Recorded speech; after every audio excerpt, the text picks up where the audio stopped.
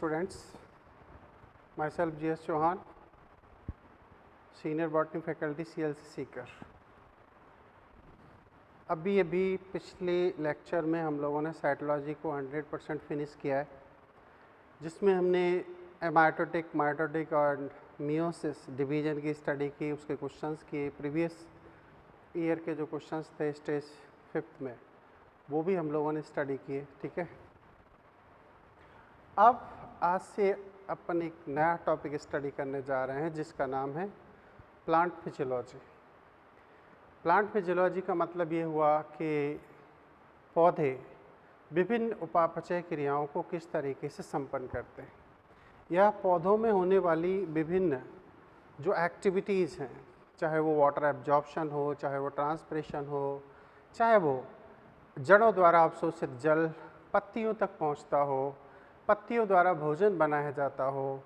चूँकि ये लिविंग हैं तो इन्हें रेस्पिरेशन की भी ज़रूरत पड़ेगी। पौधा वृद्धि कैसे करता है, अपनी जीवन काल को कैसे संपन्न करता है, तो ये सभी टॉपिक कंबाइंडली प्लांट फिजियोलॉजी में इंक्लूडेड होते हैं। जैसे एनसीईआरटी की बात की जाए तो एनसीईआरटी में सबसे पहला जो टॉपिक है प्लांट वाटर रिलेशन है, जिसमें अन्य 4 टॉपिक पढ़े जाते हैं, जैसे वाटर एब्जॉर्प्शन है, जैसे असेंट ऑफ सेफ है, जैसे ट्रांसपिरेशन है, जैसे मास फ्लो हाइपोथेसिस यानी कि ट्रांसलोकेशन ऑफ फूड मटेरियल है। उसके बाद में हम लोग स्टडी करते हैं फोटोसिंथेसिस को। फोटोसिंथेसिस के बाद में स्टडी आती है रेस्पिरेशन की, रेस्पिरेशन से बाद में स्टडी आती है ग्रोथ एंड ग्रोथ हार्मोन्स की। इसी में मिनरल न्यूट्रिशन एक टॉपिक आता है। तो इस तरीके से इन टॉपिकों को जब स्टडी करते हैं तो प्लांट फिजियोलॉजी कंप्लीट होती है। तो आज हम इस 40 लेक्चर में स्टार्ट कर रहे हैं प्लांट फिजियोलॉजी, है ना, जो बताए हुए डिफरेंट टॉपिक को सिस्टमेटिकली एक सीक्वेंस में हम स्टडी करेंगे। तो जस्ट पहले एक इंट्रोडक्शन हो जाए कि आखिर प्लांट फिजियोलॉजी पादप कार्यकी किसे कहते हैं, है ना। इसके जनक कौन हैं, चूँकि एक ब्रांच है ये बायोलॉजी की, तो इसके जनक भी हैं। इंडियन फादर कौन है, तो ये एक जनरल इंट्रोडक्शन है। ठीक है, तो कह सकते हैं जीव विज्ञान की शाखा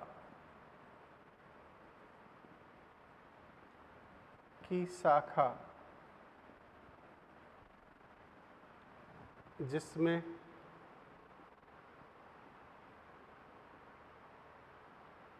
पौधों के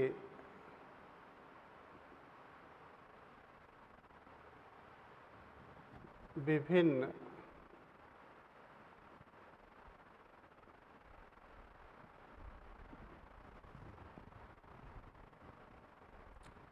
पौधों की विभिन्न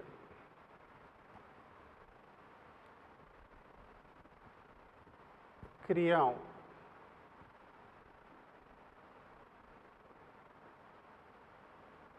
का अध्ययन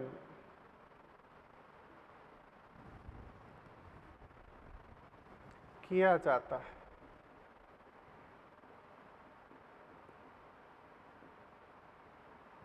प्लांट फिजियोलॉजी या पादप कार्यकी कहलाते हैं। ये जीव विज्ञान की शाखा जिसमें पौधों की विभिन्न क्रियाओं का अध्ययन करते हैं, प्लांट फिजियोलॉजी पादप कार्यकी कहलाते हैं। अब हैं स्टीफन हेल्स को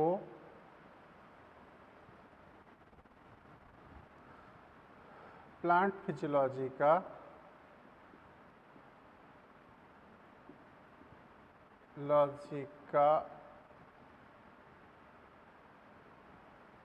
जनक माना जाता है। ठीक है, अब इसके बाद में आते हैं जेसी बोस ये जेसी बोस है। इन्हीं पर कोलकाता में, पश्चिम बंगाल में एक बोस यूनिवर्सिटी है ना, तो इन्हें कहा जाता है कि इन्होंने इंडिया में प्लांट फिजियोलॉजी पर काफ़ी काम किया, काफ़ी अपने सिद्धांत एक्सप्लेन किए जो आगे हम लोग स्टडी करेंगे। तो कहा जाता है JC Bose father of Indian plant physiology,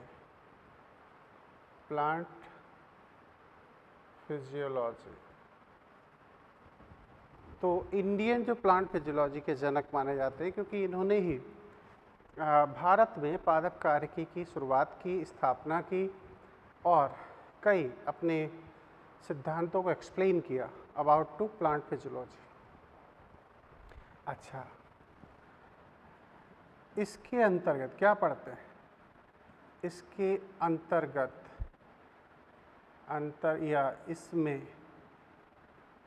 इसमें क्या क्या पढ़ते हैं? निम्न का अध्ययन होता है, किसका अध्ययन होगा? जैसे प्लांट वाटर रिलेशन, ये पहला टॉपिक आएगा। दूसरा हम लोग पढ़ेंगे फोटोसिंथेसिस,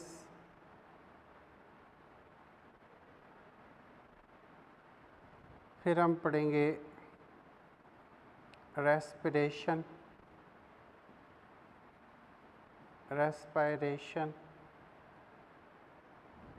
इसी में आएगा मिनरल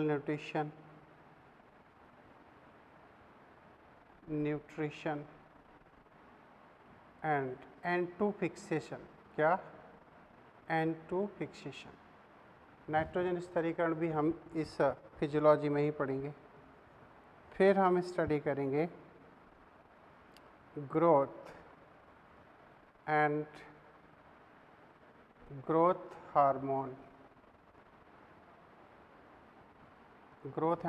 हार्मोन्स की हम लोग स्टडी करेंगे, है ना। तो ये मेन टॉपिक हैं फिजियोलॉजी के, जिन पर ये स्टडी हमें करनी है और तभी ये सब टॉपिक कंप्लीट होगा। अब हमारा पहला टॉपिक आज स्टार्ट करने जा रहे हैं, प्लांट वाटर रिलेशन, ठीक है। तो इसमें भी सबसे पहले हम आपको वाटर के बारे में एक्सप्लेन करना चाहेंगे, क्योंकि प्लांट में पानी काफ़ी इम्पोर्टेंट होता है। NCERT इस पर बात भी करती है। वो कहती है कि पौधों में ना तो परिसंचरण तंत्र है, सर्कुलेटरी सिस्टम है, ना ही हृदय जैसी कोई संरचना है। इसके बावजूद भी वो अपनी जीवन की प्रक्रियाओं को संपन्न करते हैं। मतलब जड़ों द्वारा जो अवशोषित जल खनिज है उसे वो पत्तियों के विभिन्न भागों में पहुंचाते हैं, और पत्तियों में जो निर्मित भोजन है उसे पौधों की विभिन्न जैविक जो प्रक्रियाएं हैं उनके लिए जैविक कोशिकाओं तक पहुंचाते हैं। तो आखिर कोई तो इसमें पार्टिसिपेट करता होगा, जबकि ना तो हार्ट है, ना ही इनमें कोई कंडक्टिव टिश्यू यानी कि ब्लड है। तो कहा गया है कि जल यहाँ पर संवहनीय घटक के रूप में जाना जाता है। जो संवहनीय जो ऊतक होते हैं, जाइलम फ्लोएम, उनके जरिए विभिन्न भागों तक पदार्थों का स्थानांतरण कराता है, ठीक है। तो हम पहले इस एस्पेक्ट पर ज़रा ध्यान से बात करें। जैसे ब्लड हम इंसानों के लिए, हम जीवों के लिए, जंतुओं के लिए आवश्यक होता है, एक विभिन्न पदार्थों के स्थानांतरण के लिए ज़रूरी होता है, वैसा ही पौधों में इम्पोर्टेंस वाटर की होती है। वाटर के जरिए वो डिफरेंट रीजन तक डिफरेंट कंपोनेंट को ट्रांसलोकेट कराने में उपयोग करते हैं या भूमिका अदा करता है। तो ये बात हो गई, है ना। तो हमारा पहला टॉपिक स्टार्ट होगा प्लांट वाटर रिलेशन। अब ये प्लांट वाटर रिलेशन में सबसे पहले हम स्टडी करने जा रहे हैं कि आखिर ये वाटर क्या है। क्या? तो वाटर पर हम थोड़ी सी एक बार चर्चा कर लें। जल, वाटर, जल, है ना। जल क्या है, प्लांट के लिए क्यों इम्पोर्टेंट है? तो कह सकते हैं पौधों में जल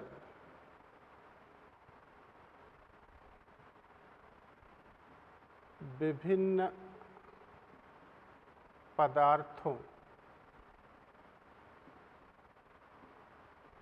जैसे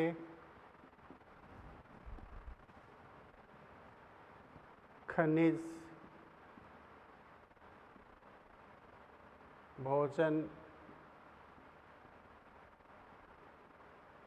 आदि, अच्छा हार्मोन भी कह सकते हो, हार्मोन आदि का स्थानांतरण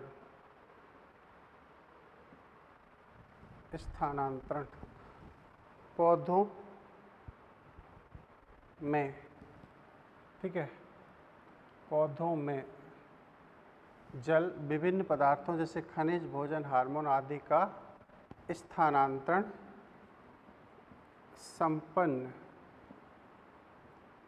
कराता है, ठीक है। अच्छा,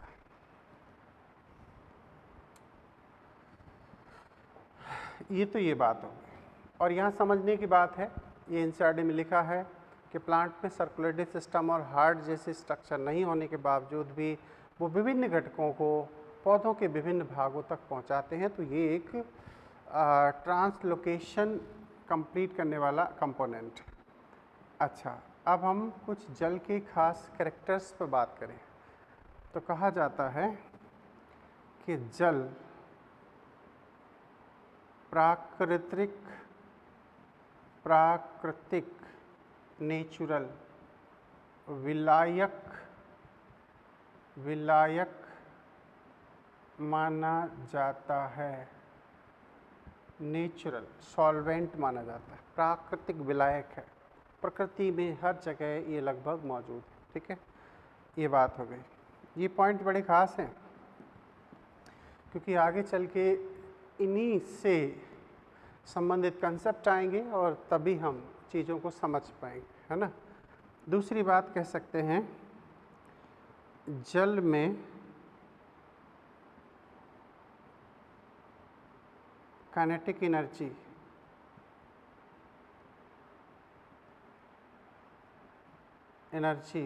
पाई जाती है। ये बात भी याद रखना क्योंकि इसी के बेसिस पर वाटर पोटेंशियल की स्टडी होती है, इसी के बेसिस पर वाटर के डिफ्यूजन की बात होती है, इसी के बेसिस पर हम ऑस्मोसिस पढ़ते हैं, इसी के बेसिस पर हम सॉल्वेंट और सॉल्यूट के मिक्सचर सॉल्यूशन को स्टडी करते हैं। तो ये चीज़ हो गई। अब बात आती है कि वाटर की डेंसिटी सबसे ज़्यादा कितने टेम्परेचर पर होती है। तो कह सकते हैं जल का सर्वाधिक घनत्व 4 डिग्री सेंटीग्रेड पर होता है। ये बात याद रखना जिससे कि फिजियोलॉजी में कई कंसेप्ट यहाँ पर आएंगे। जैसे कहा जाता है कि यदि जड़ों के आसपास 4 डिग्री सेंटीग्रेड टेम्परेचर कर दिया जाए तो जल अवशोषण पर क्या प्रभाव पड़ेगा। तो जाहिर सी बात है कि पानी मैक्सिमम डेंस हो जाएगा, डेंसिटी शो करेगा, उसकी विस्कोसिटी बढ़ जाएगी, उसकी तरिलीयता घट जाएगी और इससे जो सिंपल जल के अणु हैं वो रूट हेयर में एंटर नहीं हो पाएंगे, उसमें प्रविष्ट नहीं हो पाएंगे। या फिर दूसरे रेस्पेक्ट में पढ़ा जाए, अगर जड़ें सक्रिय रूप से जल का अवशोषण करती हैं, खनिज का अवशोषण करती हैं, तो उस टाइम जड़ों के श्वसन द्वारा उत्पन्न एटीपी के रूप में ऊर्जा का खर्च होता है। और यदि जड़ों में 4 डिग्री सेंटीग्रेड टेम्परेचर है तो वहाँ पर रेस्पिरेशन की प्रोसेस भी पॉसिबल नहीं होगी। इससे एटीपी के रूप में ऊर्जा नहीं बनेगी, और ऊर्जा अगर नहीं बनेगी तो आप समझ सकते हो कि सक्रिय अवशोषण संभव नहीं होगा। तो कह सकते हैं 4 डिग्री सेंटीग्रेड टेम्परेचर होने पर जड़ों के आसपास जल अवशोषण की मात्रा घट जाती है या वाटर एब्जॉर्प्शन डिक्रीज हो जाता है। ये चीज़ हो गई। अब जब वाटर एब्जॉर्प्शन डिक्रीज होगा तो जाहिर सी बात है कि दूसरी फिजियोलॉजिकल एक्टिविटी भी कम हो जाएगी। ठीक है, तो ये बात होगी। अब जैसे कुछ ऐसे पॉइंट हैं जो आप जानते हो, दूसरी जगह भी हम इन चीज़ों की स्टडी करते हैं, जैसे कि वाटर का जो फ्रीजिंग पॉइंट है वो 0 डिग्री सेंटीग्रेड है, जैसे बॉइलिंग पॉइंट है वो 100 डिग्री सेंटीग्रेड टेम्परेचर है। तो इन जो टेम्परेचर है इनकी रेस्पेक्ट में भी फिजियोलॉजी वर्क करती है ना। अब एक बात और कही जा सकती है जो बड़ी ख़ास है, अवशोषित, एनसीईआरटी की लाइन है, अवशोषित जल का 1% जल पौधों की वृद्धि एवं प्रकाश संश्लेषण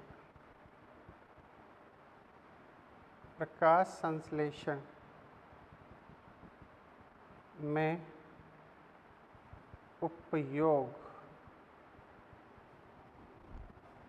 होता है। ये एनसीईआरटी की लाइन। ठीक है, अच्छा, जो हम ड्राई सीड्स देखते हैं, शुष्क बीज देखते हैं, उनमें भी जल पाया जाता है। कहा जाता है वो 10 से 15% होता है। ठीक है, तो कह सकते हैं शुष्क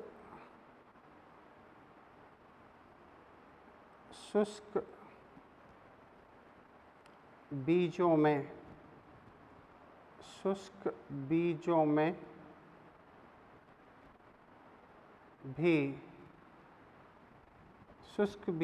भी जल 10 से 15% मात्रा में होता है।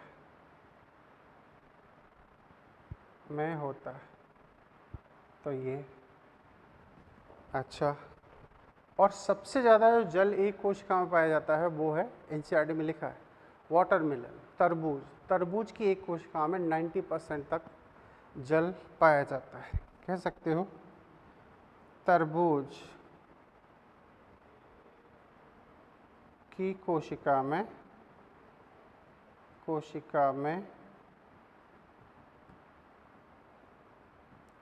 जल 90% तक होता है ऐसे। अच्छा, ये बड़ी ख़ास बात है। तो हम अभी वाटर की इम्पोर्टेंस को एक्सप्लेन कर रहे हैं। ये अब इसके बाद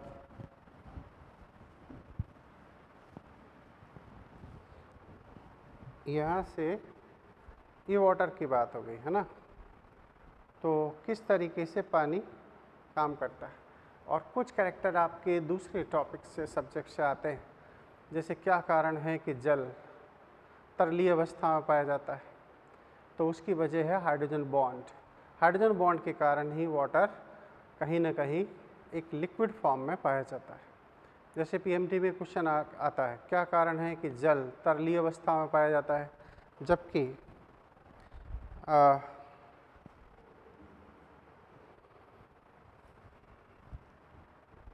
तरलीय अवस्था में पाया जाता है, जबकि H2S गैसीय अवस्था में पाया जाता है। तो H2S में हाइड्रोजन बॉन्ड नहीं बनते, इसलिए वो गैसीय अवस्था में होता है। और पानी तरलीय अवस्था में इसलिए होता है क्योंकि उसमें ये सब चीज़ें हमें देखने को मिलती हैं। अब बात एक टॉपिक से स्टार्ट करते हैं। अच्छा, इसमें भी एक बात समझने की है कि यहाँ पर ख़ास तौर से प्लांट वाटर रिलेशन में सबसे पहले हम जनरल स्टडी करते हैं। जनरल स्टडी किसकी? सबसे पहले डिफ्यूजन स्टडी होता है, उसके बाद में ऑस्मोसिस की बारी आती है, फिर यहीं पर हम लोग एक सेल में डिफरेंट रिलेशनशिप की बात करते हैं, है ना। इम्बाइबिशन होता है, डीपीडी होता है, साई-डब्ल्यू होता है, वाटर पोटेंशियल जिसे बोलते हैं। तो सबसे पहले हम ये स्टडी करेंगे और इसमें ये पांचों ही चीज़ें समझ में आना बहुत ज़रूरी होता है, तभी प्लांट फिजियोलॉजी का दूसरा हिस्सा हमें समझ में आता है। एनसीईआरटी ने सब कुछ मिक्स कर रखा है, लेकिन हम आपको इन्हें अलग अलग सेपरेट फॉर्म में अलग अलग टॉपिक के जरिए एक्सप्लेन करेंगे, ठीक है। तो प्लांट वाटर रिलेशन में कुछ जनरल स्टडी आती है, तो वो कैसे आती है वो समझें।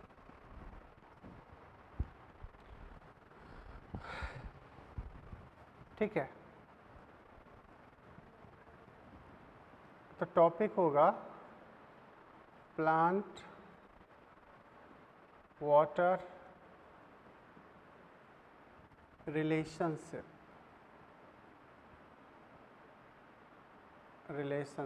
ठीक है, क्या रिलेशन? जल पादप संबंध,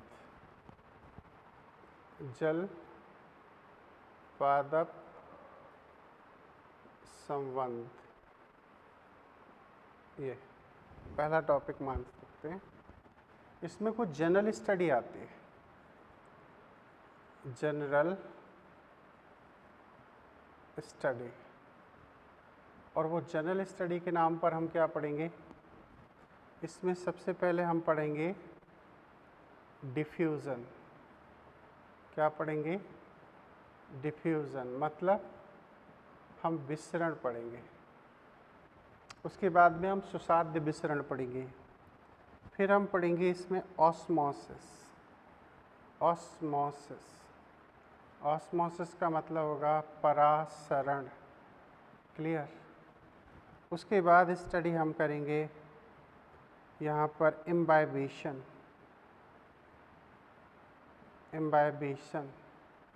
है, अंतःचूषण कहते हैं या शोषण। ये एक होता है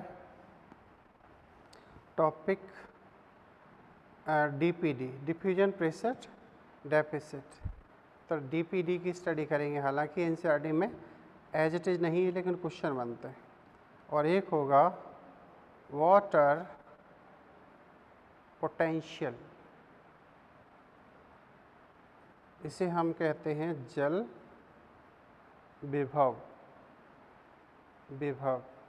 ठीक है, तो हम इसकी स्टडी करेंगे। तो जनरल स्टडी में यहाँ पर 5 टॉपिकों की स्टडी आएगी। एक है डिफ्यूज़न, दूसरा है ऑस्मोसिस, तीसरा टॉपिक है इम्बाइबिशन। ये एनसीईआरटी में है, इसमें डीपीडी को छोड़कर की डिटेल स्टडी यहाँ पर कराई गई है। तो हम भी इसी तरीके से इसी सीक्वेंस में स्टडी करेंगे, क्लियर। अब मैं वो 4 टॉपिक आपको बता देता हूँ जो प्लांट वाटर रिलेशन में आते हैं। आखिर कौन सा टॉपिक कहाँ स्टडी होता है या उसके अंतर्गत हम किस चीज़ की स्टडी करते हैं, ठीक है। ये चीज़ हो गई ऐसे, ध्यान से समझना इस चीज़ को। अब देखो, ये है एक प्लांट, क्लियर। मान के चलो कि ये एक प्लांट,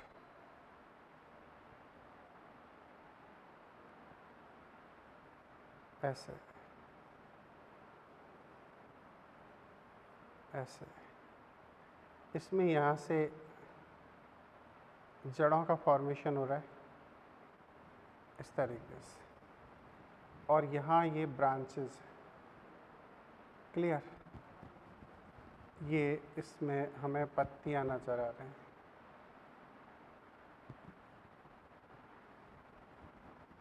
तो ये एक प्लांट। अब इस प्लांट में कौन सा टॉपिक कहाँ है, इसे हम सरल भाषा में समझना चाहेंगे। जैसे सबसे पहला टॉपिक आता है यहाँ, ये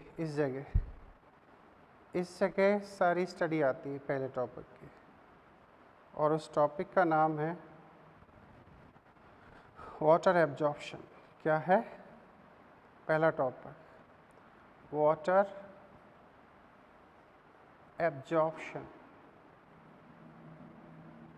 हिंदी में कहें तो जल अवशोषण। जल अवशोषण। इसमें हम क्या क्या पढ़ेंगे? Water absorption. तो इसमें पढ़ा जाता है जल अवशोषण का मार्ग। जल अवशोषण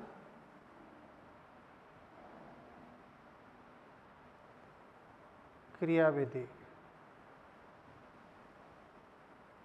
ठीक है, जो एपोप्लास्ट सिम्प्लास्ट किस तरीके से होता है, एक्टिव पैसिव कैसे होगा।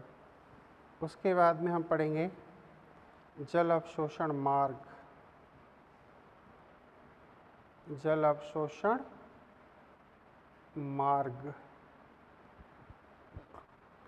तो ये तो आपका इन 2 पॉइंट पर ये पहला टॉपिक कंप्लीट हो जाता है।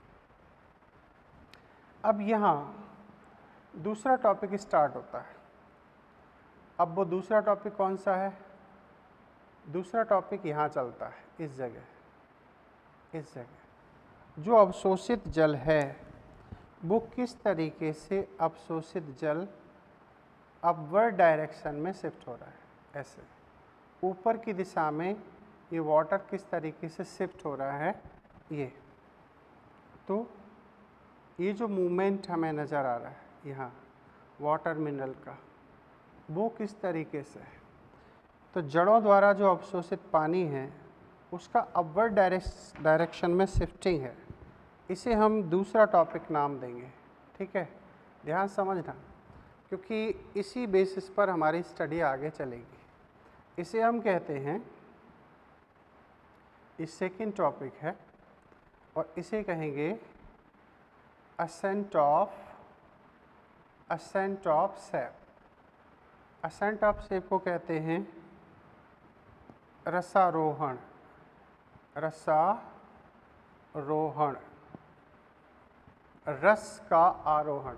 एक बात याद रखना, रस का मतलब होता है कि जल के साथ में दूसरे कंपोनेंट भी मौजूद हैं। जैसे जल में खनिज है, जल में ऑर्गेनिक इनऑर्गेनिक कंपाउंड कुछ अमाउंट में हो सकते हैं, हार्मोन की प्रेजेंस हो सकती है। तो इन सबका आरोहण, ऊपर की ओर मूवमेंट, वो कहलाता है रसारोहण। ठीक है, अब इसमें हम किस किस चीज़ को स्टडी करते हैं? इसमें हम करते हैं pathway of ascent of sap. क्या? Pathway of ascent of sap. रसारोहण का मार्ग क्या होगा? दूसरा फोर्सेस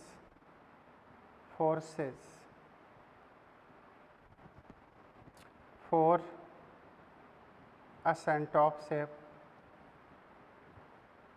तो इसके लिए एनसीईआरटी ने पढ़ाया गया है रूट प्रेशर थ्योरी, और दूसरी पढ़ाई है यहाँ पर ट्रांसप्रेशन पुल थ्योरी। तो उनको हम आगे स्टडी करेंगे, है ना। तो pathway of ascent of sap किस तरीके से जाता है, और वो फोर्सेज कौन से हैं जिनसे कि वाटर, ये इतने लंबे लंबे जो प्लांट होते हैं उनकी अपर मोस्ट जो लीफ है वहाँ तक पहुँच जाते हैं। कहा तो जाता है कि 300 फीट लंबे पौधे में भी ऊपर की पत्ती तक जड़ों द्वारा अवशोषित जल पहुंचाया जाता है। तो आखिर कोई तो फोर्स होगा, कोई तो बल होगा, क्योंकि पौधों में कोई इलेक्ट्रॉनिक मशीनरी काम नहीं करती। तो अल्टीमेटली वहाँ पर कोई ना कोई प्रोसेस होगी, कोई ना कोई फोर्स होगा, और उससे वाटर अपवर्ड डायरेक्शन में शिफ्ट होता है, ऐसे, ठीक है।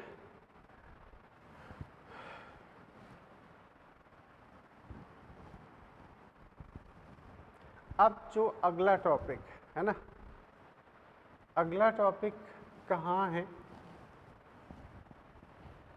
और वो किस तरीके से स्टडी होती है वो समझना है। अगला टॉपिक इस सेगमेंट में पाया जाता है, यहाँ ये इस जगह हम अगला टॉपिक स्टडी करते हैं, ये इस पॉइंट पर। यहाँ कौन सा टॉपिक स्टडी किया जा रहा है? तो यहाँ टॉपिक आ रहा है थर्ड, वो है ट्रांसपायरेशन। ट्रांसपायरेशन, ट्रांसपायरेशन का मतलब हुआ वाष्पोत्सर्जन। वाष्पोत्सर्जन, ये अब वाष्प का उत्सर्जन कहाँ से होगा? पत्तियों से।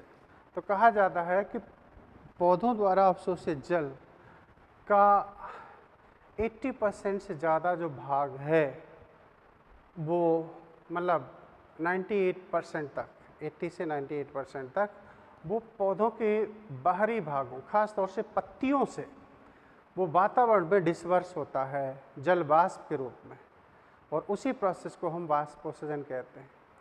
मतलब कह सकते हैं exit of water from external surface of plant in the form of water vapors known as transpiration, या diffusion of water vapors from external part of plant is known as transpiration। तो ये वाष्पोत्सर्जन है। अब इस टॉपिक में हम क्या क्या स्टडी करते हैं? तो इस टॉपिक में हम पढ़ते हैं स्ट्रक्चर ऑफ स्टोमेटा। इसमें स्टोमेटा की स्ट्रक्चर पढ़ी जाती है। Types of stomata, types of stomata को हम इस टॉपिक में पढ़ेंगे।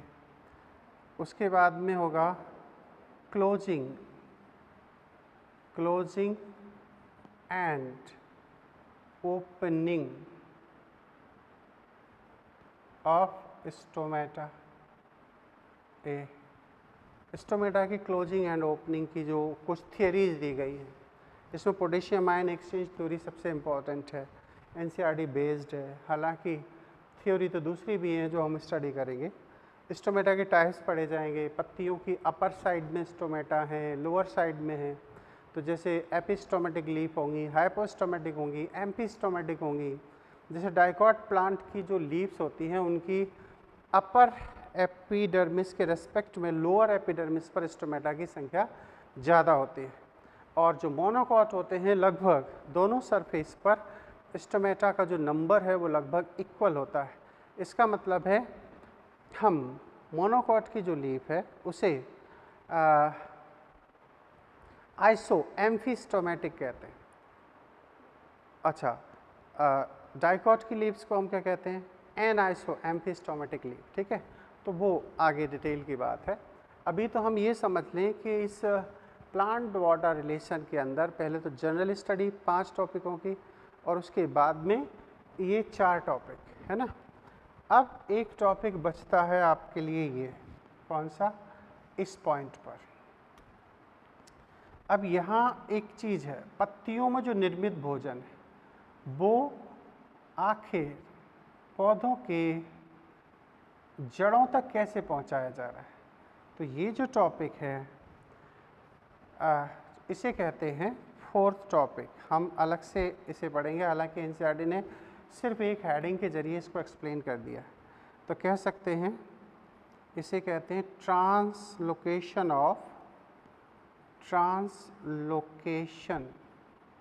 ऑफ फूड, भोजन का स्थानांतरण।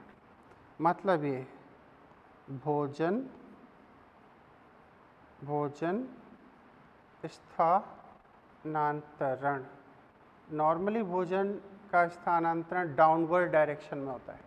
पत्तियों में निर्मित भोजन जड़ों तक आता है, तो इसे हम डाउनवर्ड डायरेक्शन कहते हैं, डाउनवर्ड मेजॉरिटी में। लेकिन ज़रूरत पड़ने पर भोजन जड़ों से पत्तियों की ओर भी जा सकता है।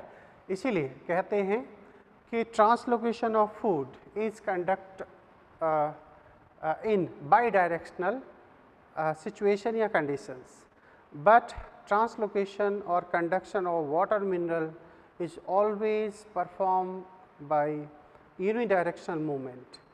तो असेंट ऑफ शिप जो प्रोसेस है वो यूनिडायरेक्शन है और ट्रांसलोकेशन ऑफ फूड है वो बाई डायरेक्शनल हो सकती है। मेजोरिटी में ये डाउनवर्ड होती है, मैं फिर कह रहा हूँ। अच्छा, इसमें हम क्या क्या पढ़ते हैं? तो इसमें हम एक तो पढ़ते हैं, इसमें कायदे से एक ही प्रोसेस एनसीईआरटी ने पढ़ाई है, वो है मास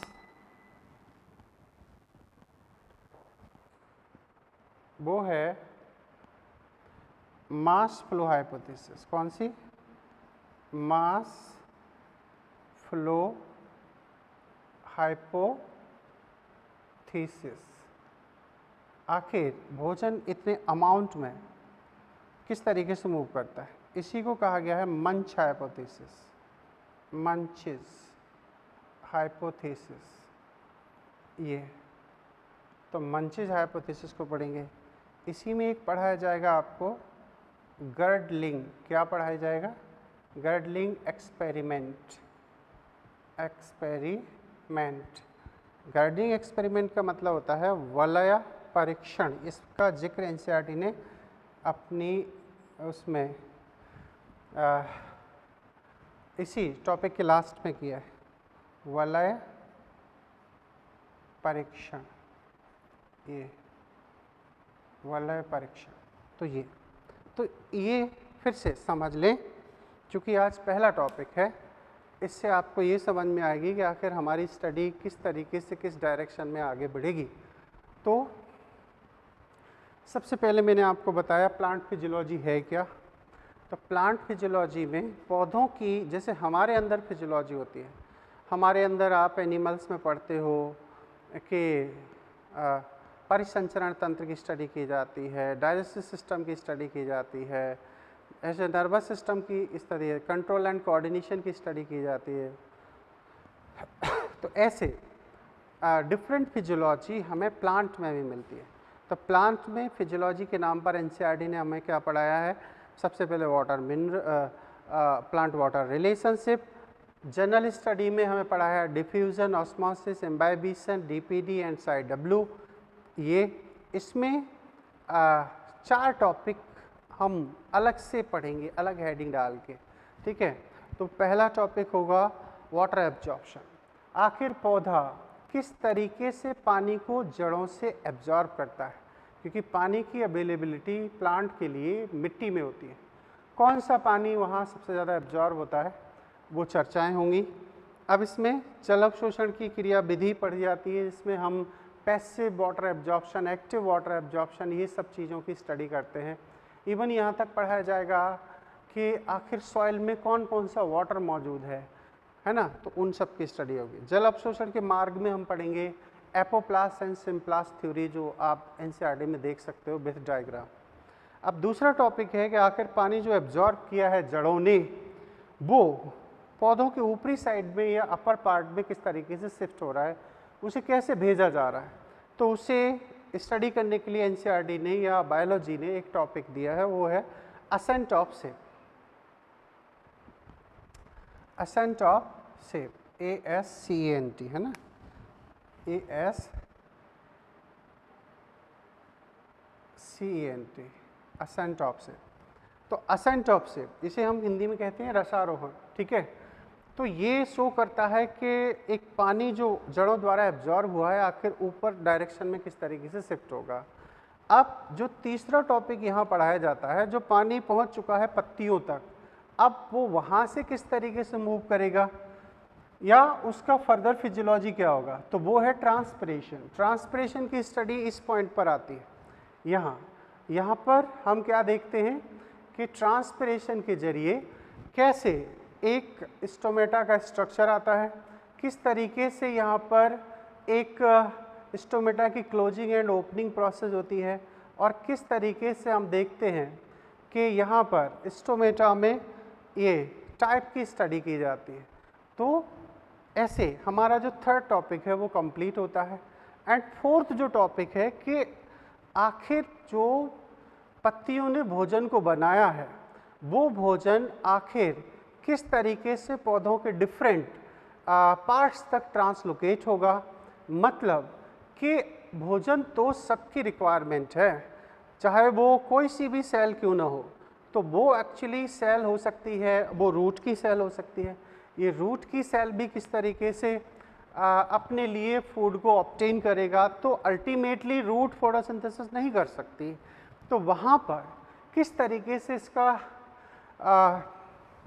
ट्रांसलोकेशन होगा, पहुँचाया जाएगा, तो उसके लिए एक और चौथा टॉपिक हम स्टडी करेंगे, ट्रांसलोकेशन ऑफ फूड, भोजन स्थानांतरण।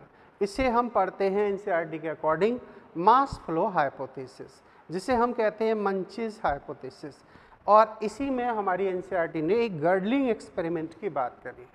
तो अल्टीमेटली बात ये है कि सबसे पहला टॉपिक इस तरीके से हम स्टडी करेंगे। Okay sir.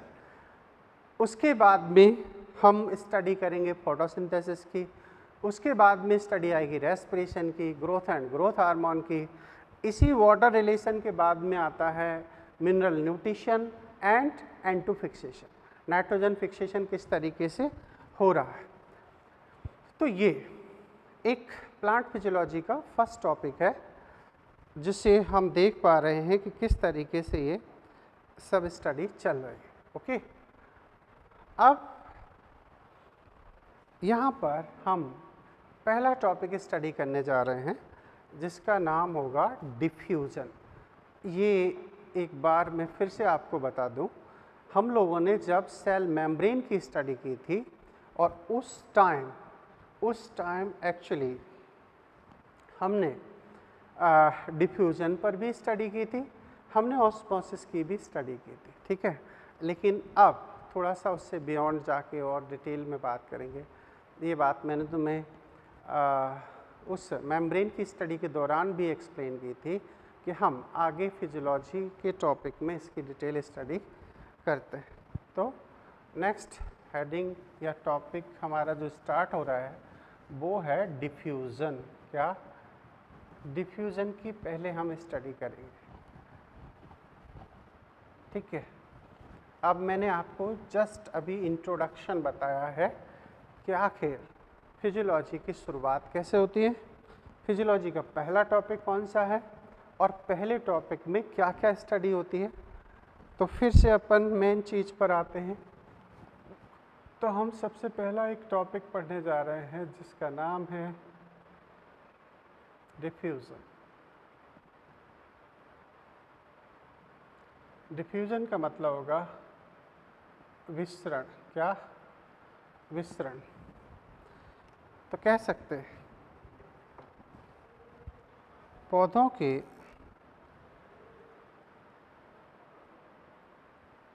प्रकृति में, कहाँ? प्रकृति में पदार्थों की विभिन्न अवस्था, पदार्थों की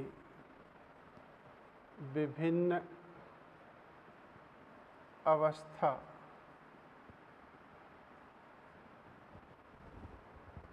पदार्थों की विभिन्न अवस्था, ठीक है। कौन कौन? ठोस, द्रव तथा गैस, ठीक है। पदार्थों की विभिन्न अवस्था, ठोस, द्रव, गैस, उच्च सांद्रता से कम सांद्रता की ओर अर्ध पारगम्य, अर्ध पारगम्य झिल्ली की उपस्थिति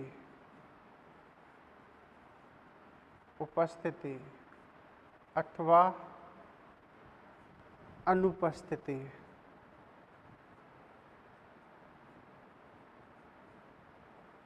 अनुपस्थिति में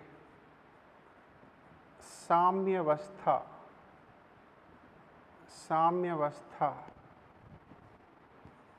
स्थापित होने तक विसरण दाब डीपी डिफ्यूजन प्रेशर की उपस्थिति में अभिगमन करता है। विसरण कहलाता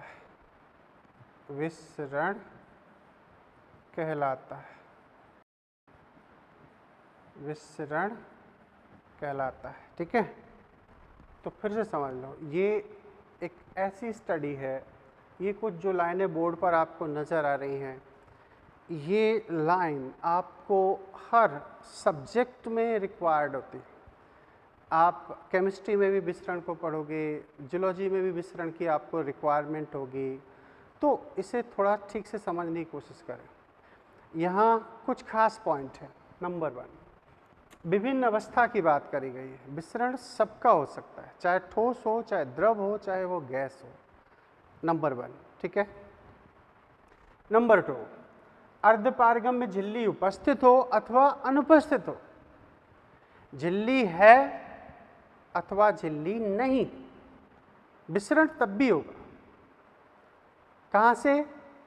उच्च सांद्रता से कम सांद्रता की ओर मूवमेंट इनका होगा, ठीक है।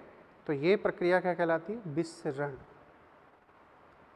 जैसे हम लोग एक गिलास में पानी भरते हैं, पानी भरने के बाद उसमें 2 चम्मच शक्कर या चीनी डाल देते हैं, ठीक है, और उसे कुछ समय के लिए बिना मूवमेंट के ही रख दो, तो क्या होगा? 1 घंटे बाद, 2 घंटे बाद वो जो शक्कर के पार्टिकल हैं वो पूरे पानी में बिखर जाएंगे। तो ये प्रक्रिया क्या कहलाएगी? विसरण। अभी ग्लास में कोई झिल्ली तो नहीं है ना, तो झिल्ली की अनुपस्थिति में भी विसरण हो रहा है। अब आप देखो, हमारे शरीर की हर कोशिका को ऑक्सीजन की ज़रूरत होती है, और हमारे शरीर में जो निर्मित CO2 है उसे बॉडी से बाहर निकाला जाता है। तो ये प्रक्रिया भी सिंपली क्या है? विसरण। इसमें हमें बहुत ज़्यादा एक्स्ट्रा एनर्जी की रिक्वायरमेंट नहीं होती है, ये पैसिव मूवमेंट ही बताया जाता है। पत्तियों में O2 CO2 का एक्सचेंज होता है, तो वो भी कहीं ना कहीं विसरण की प्रक्रिया है।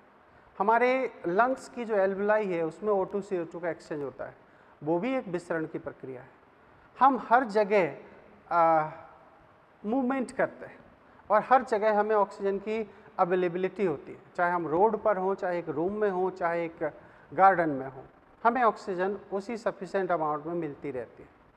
तो इसका मतलब क्या हुआ कि इन सभी जगह पर पौधों द्वारा निर्मित ऑक्सीजन है उसे पहुंचाया जा रहा है। किस जरिए? विसरण के जरिए, ठीक है। ये बात अलग है कि जहाँ प्लांट ज़्यादा होंगे वहाँ ऑक्सीजन ज़्यादा होगी, वहाँ से वो डिफ्यूज होकर दूसरे हिस्सों में जाएगी। तो इस तरीके से प्रकृति में गैसों का जो वितरण है वो डिफ्यूजन है। पानी में शक्कर या चीनी का घुलना विसरण है, नमक का घुलना विसरण है, लंग्स में O2 CO2 का एक्सचेंज विसरण है, पत्तियों में गैसीय विनिमय विसरण है। नॉर्मली इसमें हमें ATP के रूप में ऊर्जा की आवश्यकता नहीं होती। देखो, ऊर्जा के बिना तो नेचर में कुछ भी नहीं हो सकता, लेकिन यहाँ ऊर्जा से मतलब है ATP, ठीक है। ये अच्छा, ये प्रक्रिया कब तक चलती है? साम्य अवस्था स्थापित होने तक। जब तक इक्विलिब्रियम स्टैब्लिश नहीं हो जाता, दोनों साइड सेम कंसंट्रेशन नहीं हो जाता है, तब तक ये प्रोसेस चलती ही रहती है। और जैसे ही साम्य अवस्था स्थापित होती है ये प्रोसेस रुक जाती है। अच्छा, ये किसकी प्रेजेंस में होता है? Diffusion pressure. किसकी वजह से? Diffusion pressure. मॉलिक्यूल का मॉलिक्यूल के ऊपर एक प्रेशर होता है, या काइनेटिक एनर्जी के बेसिस पर ये मूवमेंट होता है ना। अगर इसमें हम एक्स्ट्रा एनर्जी दे दें तो डिफ्यूजन की प्रोसेस फास्ट हो जाती है ना। तो ये चीज़ ऐसे, तो ये विसरण की प्रोसेस है। अब हम कह सकते हैं यह है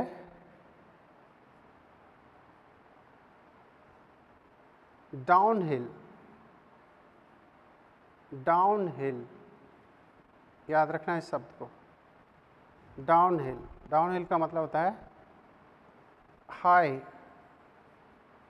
concentration to low concentration, downhill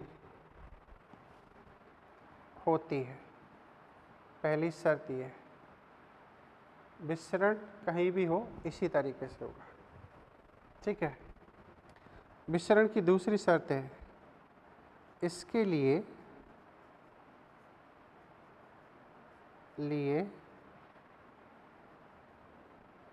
ATP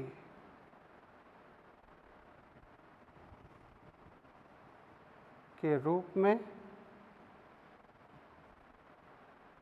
ऊर्जा की आवश्यकता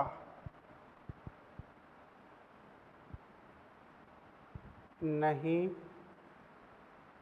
होती है, ठीक है। ऊर्जा की आवश्यकता नहीं होती ऐसे। वसा में घुलनशील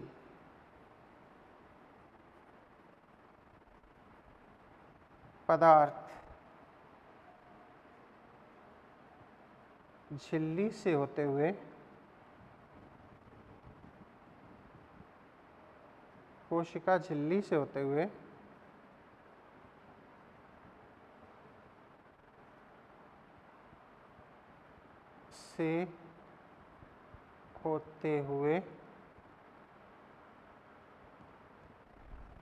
तेजी से अभिगमन करते हैं, तेजी से अभिगमन करते हैं, ठीक है। अगर फैट सॉल्युबल सब्सटेंस है तो सिंपल डिफ्यूजन में बड़ी तेज़ी से ये मूवमेंट हमें देखने को मिलता है, ठीक है। तो ये चीज़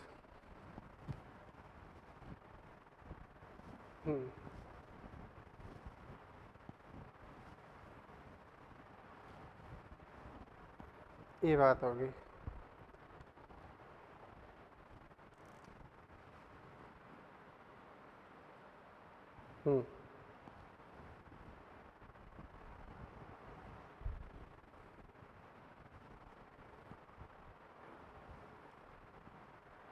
इसमें क्या होता है, अच्छा विसरण दो तरीके का होता है। विसरण दो प्रकार से अध्ययन होता है। कौन कौन? नंबर 1 सिंपल डिफ्यूजन, जिसे हम सरल विसरण कह सकते हैं, है ना। अच्छा, दूसरा होता है फैसिलिटेट डिफ्यूजन, वो हम अलग से पढ़ने जा रहे हैं, है ना। तो अभी सिंपल की बात हो जाए, चलो एक कंपैरेटिव स्टडी कर लेते हैं। और एक होता है फैसिलिटेट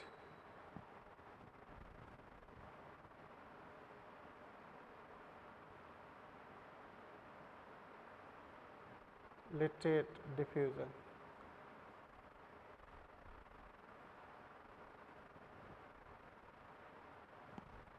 इसे कहते हैं सरल विसरण, और इसे कहते हैं सुसाध्य विसरण, सुसाध्य विसरण, ठीक है। इन दोनों में बेसिक डिफरेंस क्या है? अच्छा, इनकी दोनों की प्रॉपर्टी समझ लेते हैं। डाउन हिल, कैसा? डाउन हिल अभिगमन मतलब high concentration to low concentration, ठीक है। इसमें भी कैसा मूवमेंट होगा? डाउन हिल अभिगमन, अभिगमन इसमें भी डाउन हिल होगा, है ना। अब दूसरी खास बात क्या? यह है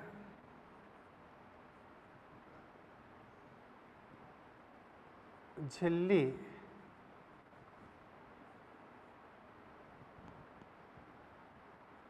की उपस्थिति अथवा अनुपस्थिति दोनों में होता है।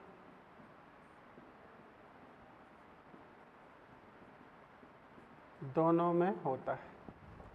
ये इसके लिए कहा जाता है, इसके लिए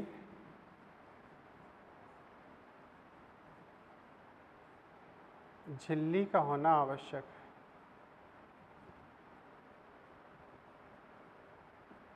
होना आवश्यक है। क्यों है भाई आवश्यक है? अच्छा अच्छा, इसमें वाहक प्रोटीन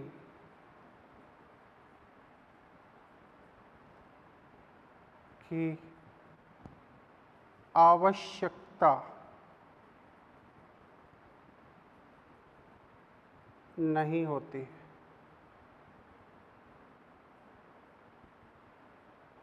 ऐसे वाहक प्रोटीन, कैरियर प्रोटीन होते हैं जो झिल्ली पर पाए जाते हैं, है ना। ये हम आगे बताने जा रहे हैं। इनके जरिए यूनिपोर्ट, एंटीपोर्ट, सिम्पोर्ट तरीके से पदार्थों को स्थानांतरित कराया जाता है। कह सकते हैं इनमें कैरियर प्रोटीन वाहक प्रोटीन की आवश्यकता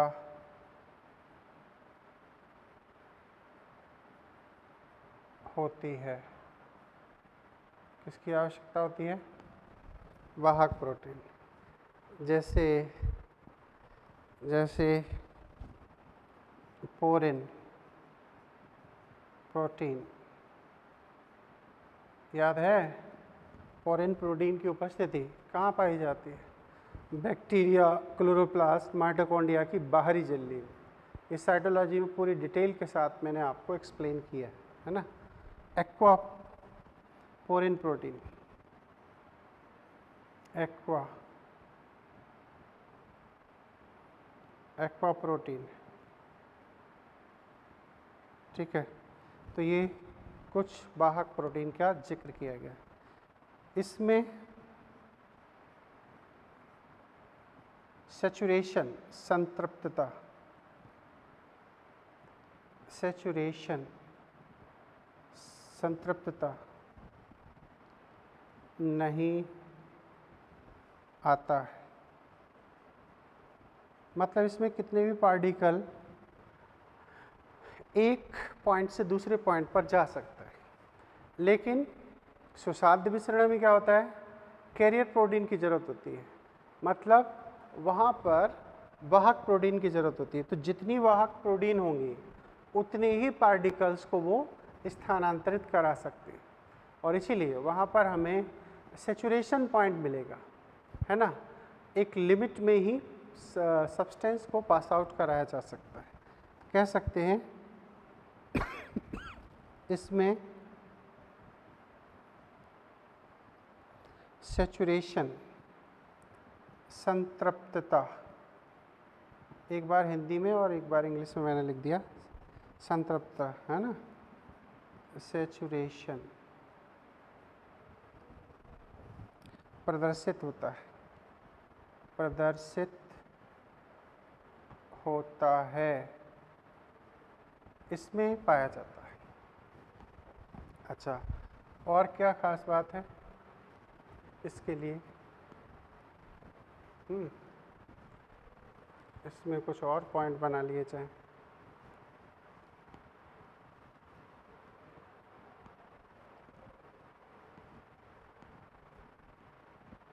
ऐसे,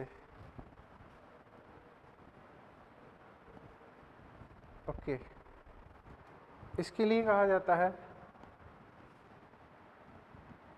इसमें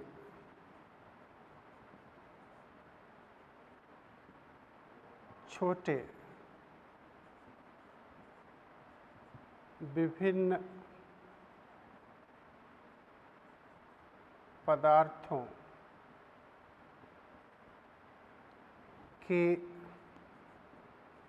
अनावेशित,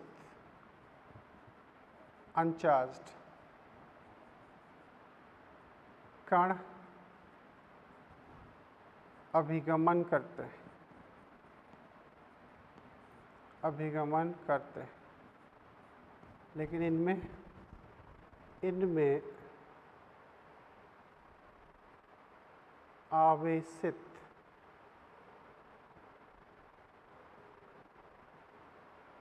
कण वाहक प्रोटीन की सहायता से अभिगमन करते हैं।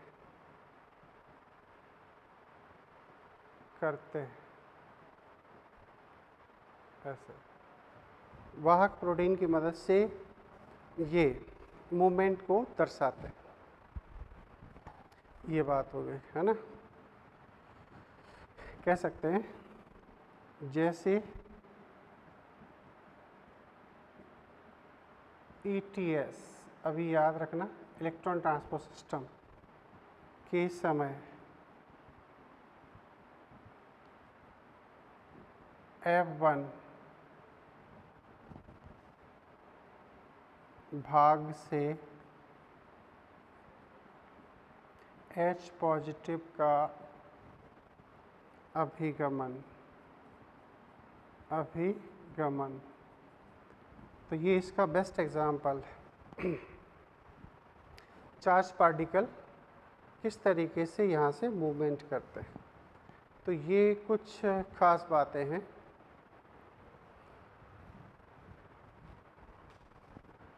अब इसमें एक पॉइंट और लिखा जा सकता है, सुसाध्य विसरण बड़ी तेज़ी से संपन्न हो सकता है ना, सैचुरेशन के बावजूद। ये फास्ट होता है, ये बहुत स्लो होता है। सरल विसरण थोड़ा स्लो होता है। यह धीमी प्रक्रिया होती है, सरल विसरण। यह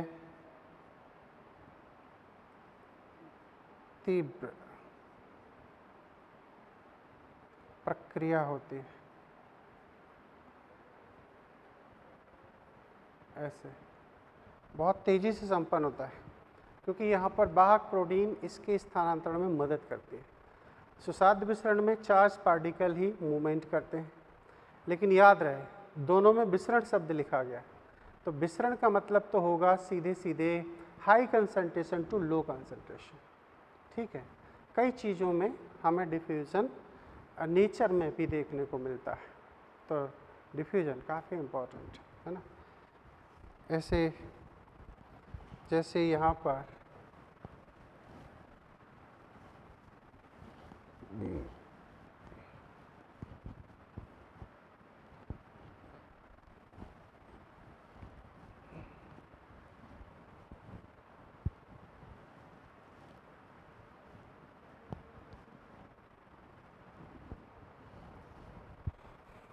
अब यहाँ पर कह सकते हैं कि विसरण को प्रभावित करने वाले कारक, डिफ्यूजन को प्रभावित करने वाले कारक कह सकते हैं विसरण को प्रभावित करने वाले कारक। तो वो क्या क्या हैं? सबसे पहला ले लेते हैं टेम्परेचर। टेम्परेचर, ठीक है। तो डिफ्यूजन क्या है?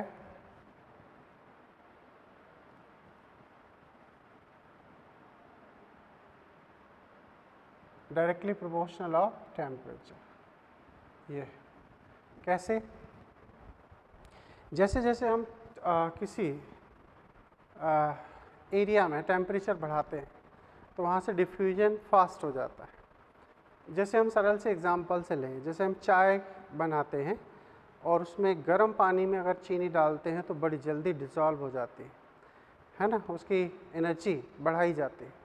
लेकिन जब हम फ्रिज के रखे हुए ठंडे जो दही है उसमें चीनी मिलाते हैं तो वो बड़ी तेज़ी से, बड़ी देरी में विसरित होती है, डिज़ोल्व होती है, घुलती है। क्यों? क्योंकि वहाँ लो टेम्परेचर है। तो डायरेक्टली प्रोपोर्शनल हुआ, लो टेम्परेचर में डिफ्यूजन रेट कम हो जाएगी और टेम्परेचर बढ़ाने पर डिफ्यूजन की रेट बढ़ जाएगी, ठीक है। अच्छा, उसके बाद में टेम्परेचर के बाद में जैसे प्रेशर। प्रेशर के लिए क्या होता है? तो प्रेशर के लिए भी कहा जाता है कि अब वो प्रेशर दो तरीके का हो सकता है। माध्यम में कंसंट्रेशन है, वो प्रेशर कंसिडर करोगे तो डिफ्यूजन इन्वर्सली प्रोपोर्शनल होगा। लेकिन अगर खुद के पार्टिकल की बात करोगे तो वो डायरेक्टली प्रोपोर्शनल होगा। जैसे एक गैस के सिलेंडर में गैस है, अगर वो भरा हुआ है तो वहाँ से प्रेशर ज़्यादा है तो high pressure to low pressure movement करेगा। जितना ज़्यादा प्रेशर होगा उतना ज़्यादा डिफ्यूज़न होगा, ठीक है। तो कह सकते हो ये भी डिफ्यूज़न। तो कैसा हो गया? प्रेशर डायरेक्टली प्रोपोर्शनल, है ना। अब दूसरा इसी को ले लेते हैं, माध्यम की सांद्रता। माध्यम की सांद्रता, कंसंट्रेशन ऑफ मीडियम। तो diffusion inversely proportional of concentration of medium।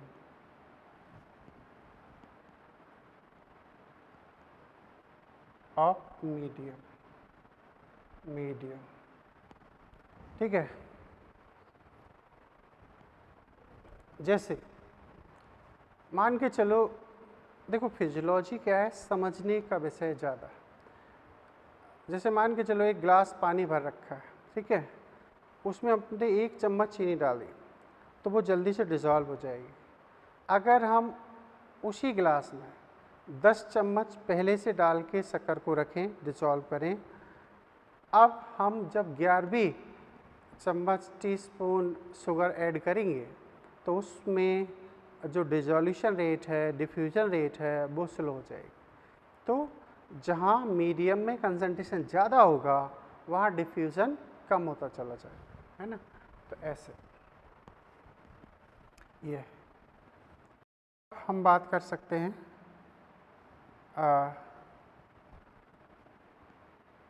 Toxic substance. क्या? टॉक्सिक सब्सटेंस,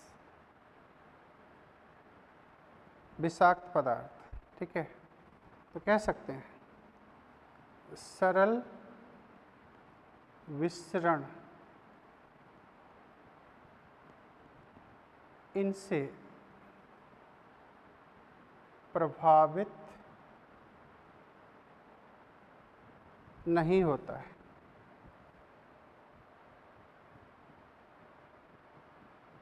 होता है, लेकिन सुसाध्य विसरण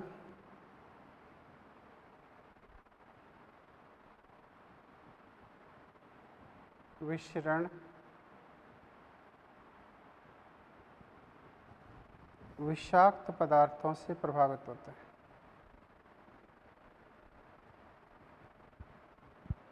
पदार्थों से प्रभावित होता है।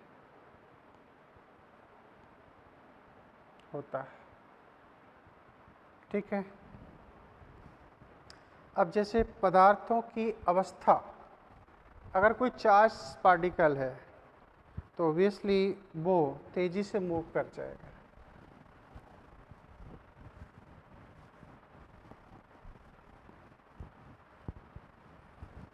लास्ट इसमें देखें,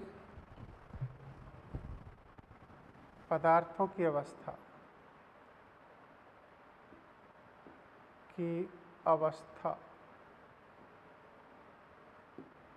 तो इसमें हम क्या देखें, पदार्थों की अवस्था वसा में घुलनशील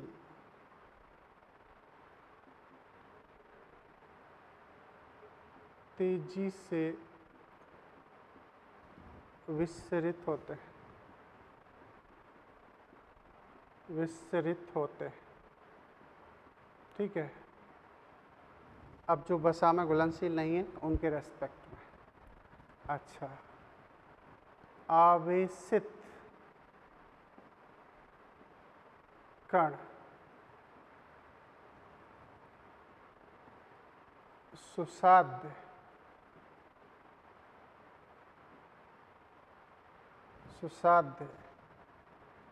विसरण द्वारा अभिगमन करते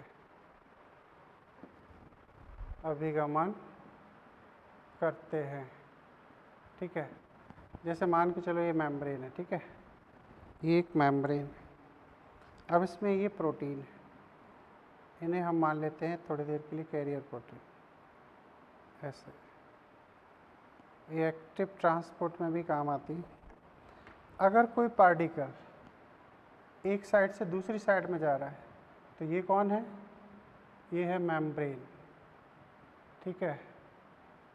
और ये कौन है, वाहक प्रोटीन। ठीक है। अगर कोई पार्टिकल एक डायरेक्शन में यूनिडायरेक्शन मूव कर रहा है तो इसे कहेंगे यूनिपोर्ट। क्या कहेंगे, यूनिपोर्ट, एक दिशा। अगर एक पार्टिकल इधर से जा रहा है, एक पार्टिकल इसके रेस्पेक्ट में इधर से आ रहा है तो इसे हम कहेंगे एंटीपोर्ट। क्या कहेंगे, एंटीपोर्ट मूवमेंट। और अगर पार्टिकल दो हैं और एक ही दिशा में मूवमेंट कर रहे हैं तो उसे हम कहेंगे सिम्पोर्ट अभिगमन। ऐसे ये किसी से इन्फ्लुएंस नहीं होगा, लेकिन ये इन्फ्लुएंस हो सकता है कि एक पार्टिकल अंदर आएगा तभी, जैसे अभी आप नहीं समझ सकते, जैसे डोनाल्ड्स इक्विलिब्रियम में ये बात कही जाती है कि एक मेम्ब्रेन के अंदर या सेल के अंदर कुछ स्पेसिफिक चार्ज पार्टिकल होते हैं। अब एक पार्टिकल बाहर की तरफ शिफ्ट होता है तो दूसरा अंदर की तरफ आता है। सिम्पोर्ट इस तरीके से हो सकता है, डिफरेंट जैसे सिलेक्टिवली मेम्ब्रेन हो सकती है, एंडोडर्मिस के अंदर ये काम हो सकता है, या फिर चयनात्मक जो पारगम है वहाँ पर हमें ये पोजीशन देखने को मिल सकती है। ठीक है। तो आज हम लोग इसी इंट्रोडक्शन में यहीं पर इसको एंड करते हैं। बाकी हम यहाँ से आगे फिर ऑस्मोसिस पर बात करेंगे। ओबियसली ये हमने दोबारा बात की है क्योंकि हम लोग इसे, याद करो, मेम्ब्रेन में भी पढ़ चुके हैं। ठीक है। तो अच्छे से पढ़ें, नो डाउट। हम लोग एक सिस्टमेटिकली चीज़ों को आप तक पहुंचा रहे हैं, आप इन्हें सिस्टमेटिकली अरेंज करें तभी अच्छे से बात को समझ में आएगा। ठीक है। Okay, thank you.